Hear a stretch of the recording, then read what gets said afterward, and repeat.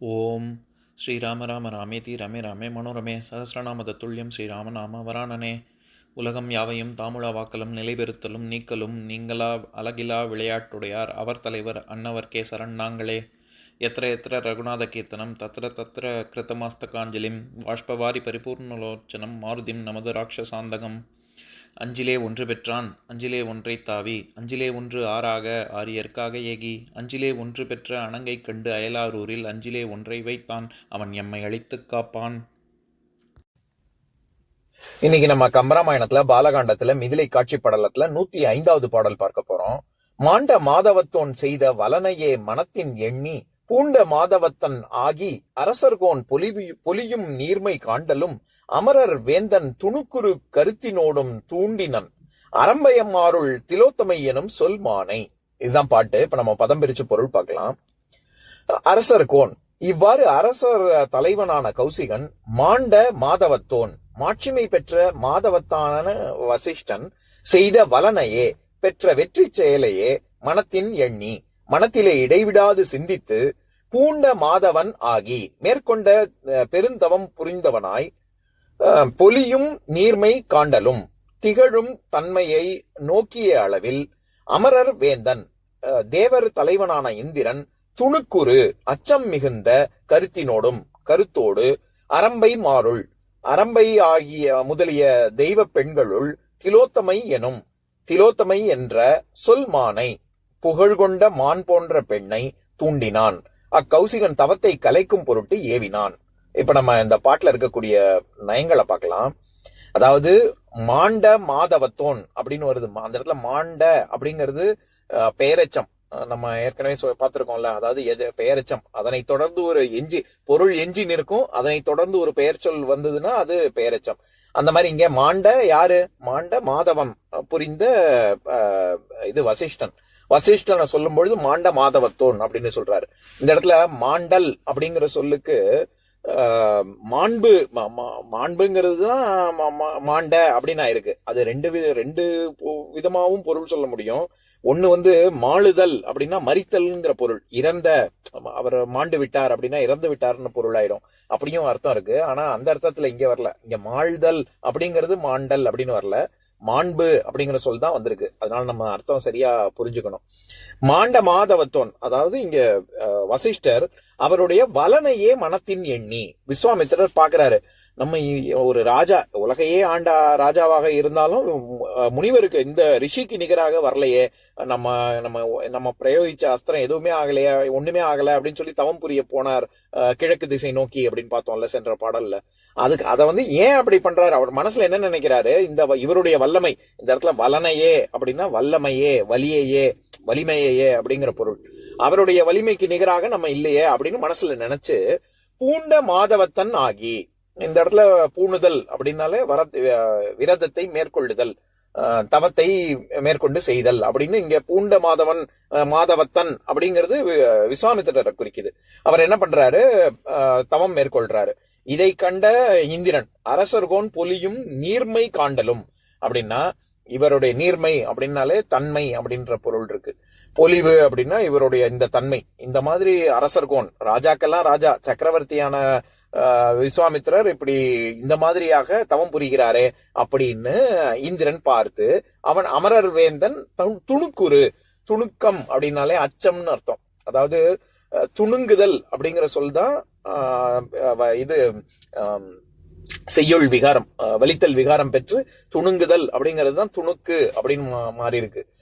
துணுங்குதல் அப்படின்னாலே நடுக்கம்.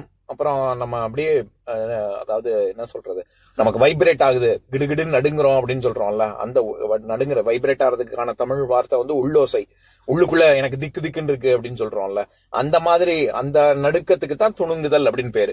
இப்போ நிறைய பாஷையில, பஞ்சாபிலையும் அப்படிதான் ரொம்ப பிரபலமான பாட்டு இருக்குல்ல, தலர் மெஹந்தியோடது, துணுக் துணுக் துணு துணுக் துணுக் துணு துணுக் துணுக் துணு தாதாதா அப்படின்னு. அந்த இடத்துல அந்த தாதாதா அப்படின்னு எப்படின்னா, என்னுடைய நெஞ்சம் உனக்காக அப்படி துடிக்குது அப்படின்னு காதலியை நோக்கி அவர் பாடுற மாதிரி பாடியிருப்பாரு. எதுக்கு சொல்ல வரேன், நிறைய மொழிகள்ல இந்த துணுங்கு இதே மாதிரியான அந்த ஒலி கொண்ட சப்தத்துக்கு அதே அர்த்தம் தான். அந்த இடத்துல வந்து காதலிக்காக துடிக்குது அப்படின்னு சொல்றாரு. ஆனா இதே துடிப்பையும் இது குறிக்கும். எதுக்கு சொல்ல வர்றேன், இந்த மாதிரியான நடுக்கத்தை மீறுவது, இந்த துணுங்குதலை மீறுதல் தான் துணிவு அப்படின்னு நம்ம சொல்றோம். எப்பவுமே ஒரு எல்லா இதுலயும் சொல்லுவாங்கல்ல, அச்சத்தை எல்லாருக்குமே தான் அச்சம் இருக்கும். ஆனா அந்த யாரு தைரியசாலி அப்படின்னா அந்த அச்சத்தை அதுல இருந்து மீண்டு வர்றவன் தான் தைரியசாலி அப்படின்னு சொல்றோம்ல. அது இந்த துணுங்குதல்ல இருந்து மீண்டு வருவதுதான் துணிவு. அந்த மாதிரி இங்க வந்து இந்திரன் வந்து இந்த மாதிரி ரொம்ப அச்சம் கொள்கிறான். என்னன்னு பொதுவாகவே நம்ம பார்த்திருக்கோம்ல, எல்லா புராணங்கள்லயும் செய்தி எப்படி வரும், இந்திரன் யாராவது ஒரு ரிஷி தவம் செய்ய கிளம்பிட்டாருன்னா உடனே இந்திரன் வந்து எப்படிடா அவருடைய தவத்தை கலைக்கலாம் அப்படின்னு தான் நினைப்பாங்க. அது ஏன் அப்படி சொல்றாங்க அப்படின்னா, இந்திரனுக்கு எப்பவுமே அவனுக்கு ஒரு ஒரு பயம் வரும். என்னன்னா, அவங்க தவம் புரிவது எல்லாமே நம்மளுடைய இந்த இந்திர பதவி கிடைக்கணுங்கிறதுக்காக தான் அவங்க தவம் மேற்கொள்றாங்க போல இருக்கு அப்படின்னு எப்படி இப்போ உள்ள அரசியல்வாதிகள்லாம் வந்து அவங்க நிலைக்கு வேற யாரும் வந்துடக்கூடாது அப்படின்னு மட்டம் தட்டுவாங்களோ, அந்த மாதிரி இந்திரன் வந்து எப்பவுமே அந்த பயம் கொள்வான். அதனால யாரையாவது அனுப்புவான். அது இன்னொரு விதமாகவும் சொல்லுவாங்க. என்னன்னா, இந்த மாதிரியாக கடுந்தவம் மேற்கொள்பவர்களின் கபாலத்திலிருந்து ஒரு வகையான நெருப்பு மேல் எழும்பி பொன்னுலகம், அதாவது தேவலோகத்தை தாக்கும், சுட்டெரிக்கும் அப்படிங்கிற ஒரு பயத்தின் காரணமாக, ஏன்னா அவருடைய ஒரு அந்த அப்பேற்பட்ட ஒரு விரதம் தவம் இருப்பது, அதனாலதான் வந்து ஓடோடி வந்து பிரம்மா யார நினைச்சு தவம் இருக்காங்களோ அவங்க ஓடோடி வந்து வரம் கொடுக்குறாங்கல்ல. அது இல்லாட்டி உலகமே அழிஞ்சிரும், அப்பேற்பட்ட கடுந்தவமா இருக்கும். அதன் காரணமாக இந்திரன் என்ன பண்றான், திலோத்தமையை அனுப்பிச்சு வைக்கிறான். அதுக்கு கம்பர் என்ன சொல்றாரு, அரம்பை மாருள் திலோத்தமை எனும் சொல்மானை தூண்டினான் அப்படின்னு.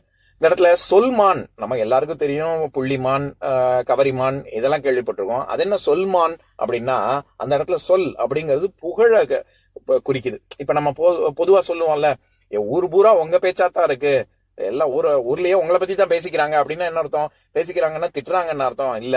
அந்த இடத்துல வந்து புகழ்ந்து பேசுறாங்க, உங்களை பத்தி எல்லாம் ரொம்ப பெருமையா பேசுறாங்க, புகழ்ந்து பேசுறாங்கன்னு. அந்த இடத்துல பேச்சு சொல்லுதல் அது எல்லாமே புகழ குறிக்கும். அந்த மாதிரி இங்க சொல்மானை அப்படின்னா திலோத்தமை எவ்வளவு அழகு அப்படின்னு எல்லாருமே எல்லா லோகத்திலையும் எல்லாருமே பேசிக்கிறாங்க அப்படின்னு. நான் ஏற்கனவே பல பாடல்கள் முன்னாடி சொல்லியிருக்கேன்னு நினைக்கிறேன்.